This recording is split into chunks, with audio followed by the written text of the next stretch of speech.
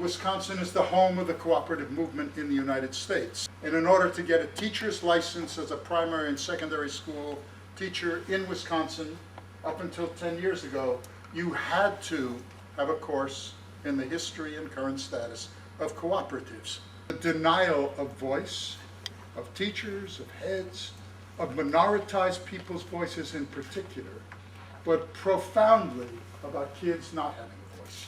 What the right is doing and what we can learn from them. Look at those people who have made the unsayable sayable and the undoable doable. They were not at the center of power 30 years ago. They are at the center of power even in my own nation, where someone I would have given my life to elect president, and that's President Obama, who believes that performance pay is the best way to motivate teachers and principals. The second part of a rightist project is to interrupt common sense, to change the way we think about education, what counts as a good school, what counts as a good teacher, what counts as a good curriculum, and really importantly, what counts as a good student. A student now is a commodity who produces test scores. We don't care about you. We care about your test scores. And if you're not good at tests, we care about you a little less. And the task of dominant groups is to take the key words that we use to evaluate what is good and bad in our society, and to take a glass like this, and we'll call it democracy, and to pour out our accepted meanings of what might be called thick democracy, keep the glass and pour in new meanings. So if we were to talk about a democratic and cooperative school, we would talk about the politics of voice, the politics of teachers and administrators and communities working together, with kids having a voice in what is taught and what is learned and how it goes on. And democracy now is choice on a market. Students are clients, teachers are workers, which they are, but they now can be exploited and measured.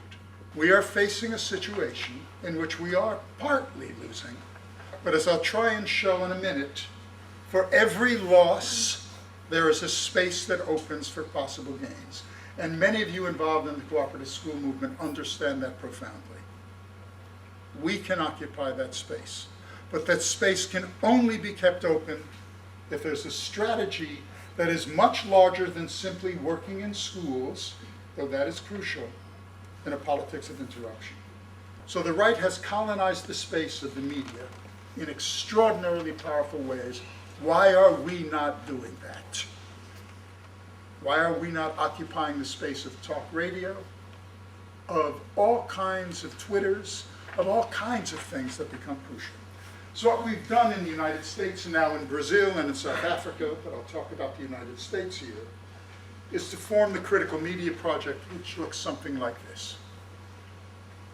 States, governments, right-wing think tanks are vast factories that crank out report after report that whenever they talk about teachers and administrators in schools have never found a scandal they don't want to publicize. All teachers are bad, heads are undisciplined, the knowledge that is taught is horrific. We must restore the eloquent fiction called the common culture. There has never been a common culture in England. There certainly, now that the empire has come home, is not a common culture now. So how do we interrupt that? We have formed about 200 people who are academics, cooperative school leaders, democratic school leaders, many, many people from diasporic populations, and every time the right sends out a report through the media, if it's on teacher education, if it's on democratic schools, if it's on testing, if it's on curriculum, someone who is an expert academically or in terms of interrupting it gets that report. We're all part of this collective. It's a cooperative in many ways. So if there's something on the politics of knowledge that a right-wing think tank at the American Heritage Foundation has reported, it comes to me. I have 1 week to write a response. 1 week. We have then given, as part of the cooperative forum, certain things to collective journalists. We've learned from the right, for instance, at the Heritage Foundation, pays $150,000 US to 6 journalists who work full-time taking right-wing academic work and rewriting it for public consumption. I hate to tell you this, but most of us in this room do not have 150,000 disposable pounds that we can give to collectively organized, radical, and creative journalists. So the University of Colorado, the University of Wisconsin, and others have offered free tuition and free fees and a free PhD if the journalists will come and study for the PhD, but their work is to take Michael Apple's academies and rewrite it for public consumption. It is sent out immediately to every op-ed newspaper in the United States that is national. It goes to every radio station and every TV station that is national in the United States. Before this project went on, the hit rate of progressive things in national newspapers and in local newspapers was 3%. That's 10 times higher than before. One of the things we have learned from the right powerfully is the politics of interruption using the media. But that requires that we work creatively at our own institutions. The right has taught us that everything counts, from the local newspaper to the local TV station to the local blog. They work everywhere. And to the extent that we don't learn about working everywhere, we will fail. And another strategy, and that is occupying the spaces of being secretaries. And that means changing what academics think and do as well. This little book, Democratic Schools, of all the books I have ever written and done, has sold 500,000 copies. That's $500,000 going to women's collectives, as an example. Okay? But one of the things that we did was to say, I'm sorry, but we will struggle at our local universities to say the REF will not determine what I write and do. I will be the critical secretary of real people who are working with kids in real institutions, and I will publicize to the best of my ability, counter to what the REF says is real research. I will change so it's not Apple writing about schools where I learn nothing. We don't have it this levels, we have it this way. Michael learns from the folks who are actually doing the stuff in schools, and my task is to be their secretary to make certain that that stuff is made available to other teachers, other heads, etc.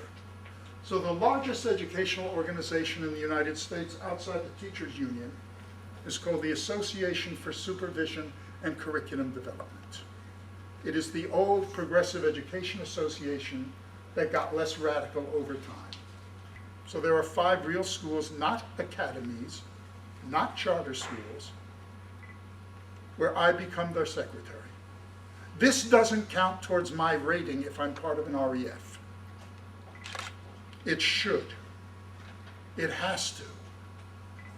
One of the things we learned from the right is they reconstruct what counts as research.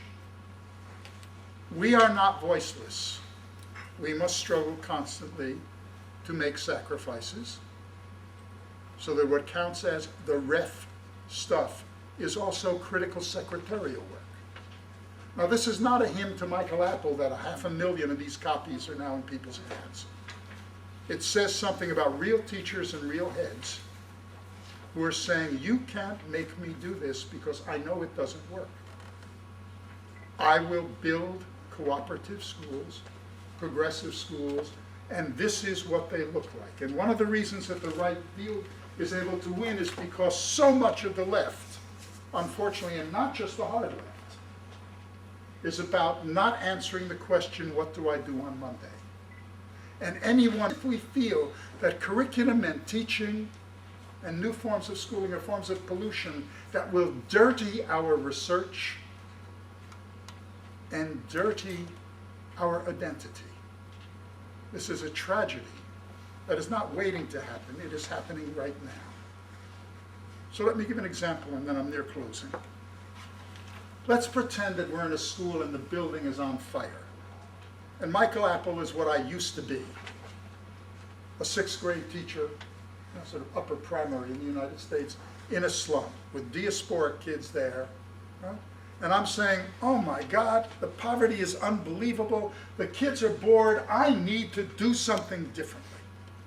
I can't keep doing this, right? I'm pushing kids out. The families and communities feel like there's no voice for them either. And the building is on fire. And I look out one side and it's Michael Gove there saying, here's a net. Jump, Michael, jump towards me. Here's the answer. And I look out the other side and there's Michael Apple, or Michael Apple clone. There's Michael Apple saying, jump, jump. And I said, where's the net? And Michael Apple yells to me, we'll negotiate it on the way down. Gove and the right wins in part because they actually take very seriously, issues that are real in teachers' lives. And to the extent that we cannot provide temporary answers, knowing that we have to renegotiate them cooperatively, collectively, each time, we will fail. The right provides the answer to questions. We need to do exactly the same thing. So negotiation is crucial. Collectives and cooperatives are crucial. But to the extent that we don't provide temporary answers to that, again, we are not running from the right. So, a last thing, and then I'm done. Part of a strategy of interruption is this. There are kids here. You'll forgive the word kids. Okay? There are real people from real schools in this room. The right dislikes that intensely. Part of the task actually is quite simple. To keep alive the collective memory of difference, to share what we are doing, and to make certain that the voices are not just heard, but are in the room to challenge each other. That's also our task.